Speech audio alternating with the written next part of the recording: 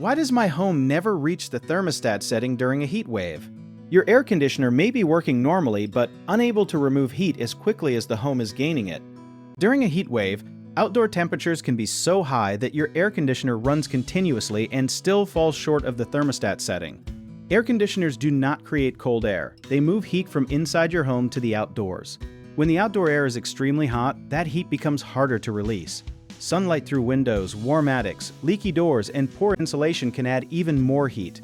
Humidity also matters because the system must remove moisture before the room feels comfortable, and that uses part of its cooling capacity. A lesser-known problem is that an oversized air conditioner can shut off too quickly, leaving moisture behind and making the home feel warmer than the temperature reading suggests. Set the thermostat to a reasonable temperature, keep interior doors open, close blinds on sunny windows, and replace a dirty filter. Avoid repeatedly lowering the setting, because that does not make the system cool faster and can hide a serious problem. If the system blows warm air, has weak airflow, freezes, or cannot lower the temperature at all, arrange professional service. One common mistake is setting the thermostat far below the desired temperature, so keep it near your normal target and allow steady operation.